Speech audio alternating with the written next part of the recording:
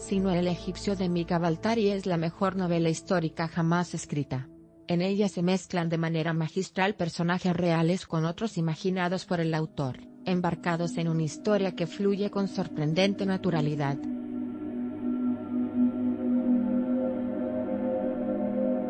La novela está escrita por el mismo Sinué, ya anciano, exiliado en un remoto lugar del Mar Rojo mientras recuerda todos los acontecimientos que marcaron su vida. El relato, en primera persona, se inicia con su nacimiento en la ciudad de Tebas, hijo único de un matrimonio modesto donde el padre ejerce de médico de los pobres. Tras mucho esfuerzo consiguen que Sinué entre en la Casa de la Vida para estudiar medicina, un título que en el antiguo Egipto aunaba prácticas pseudocientíficas y hechiceras.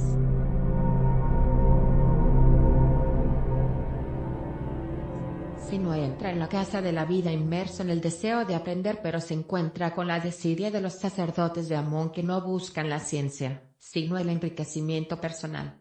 Desalentado, finalmente se especializa en practicar trepanaciones, es decir, abrir la cabeza de los enfermos para curarles diversos males físicos y espirituales. Dicha especialidad se consideraba una de las más complejas y elevadas de la práctica médica de la época. En esa primera etapa de su vida tiene la oportunidad de conocer a diversos personajes históricos que más adelante conformarán la mejor parte de la novela. Entre ellos se hallan los futuros faraones Horemheb, Ay y Akenatón. Tras diversas y graves circunstancias personales, decide marchar al extranjero para olvidar sus propios errores. Siendo médico egipcio, es bien acogido en diversos países.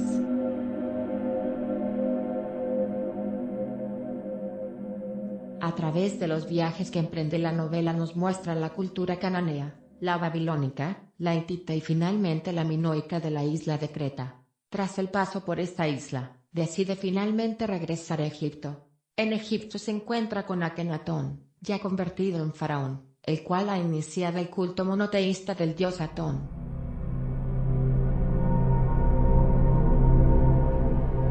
La novela se puede dividir en tres partes muy diferenciadas. La primera relata la infancia y adolescencia de Sinué hasta convertirse en médico, así como una terrible tragedia provocada por el deseo incontrolable que sufre por una cortesana. Se trata de una narración de una calidad literaria excepcional, íntima y atemporal, ya que prescindiendo de la época en que suceden, podrían situarse en cualquier otro momento de la historia con la misma validez. El inicio crea un clima verídico, hasta el punto que muchos de los egiptólogos reconocen que narra con absoluta precisión la vida en el Egipto del siglo XV a.C. y otros declaran que fue el motivo por el cual se dedicaron a su profesión.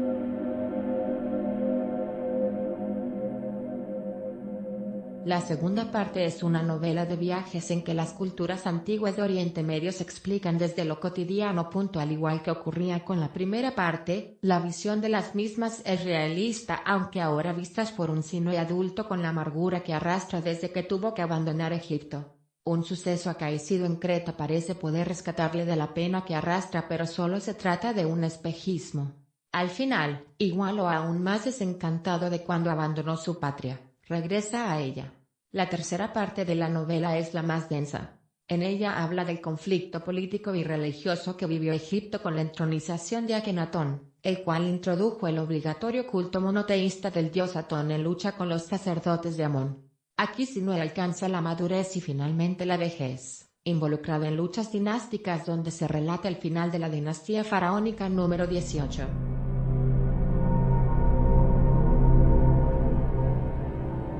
Sinué el egipcio relata el periplo de un hombre infeliz que, como cualquier de nosotros, busca la felicidad pero se siente desengañado por los hombres.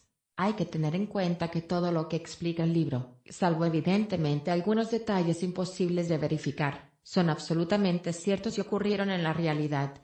Mika Baltari no era arqueólogo, pero se documentó a conciencia hasta el punto que ningún historiador o arqueólogo ha podido refutar los hechos que se relatan. Es algo sorprendente porque Mika había nacido en Finlandia y no tenía ningún tipo de contacto con Egipto. El gran acierto de Sinué el egipcio es hacer que veamos el mundo antiguo a través de los deseos y frustraciones de un hombre igual a nosotros, evitando la grandilocuencia, a veces esperpéntica, de muchas novelas históricas.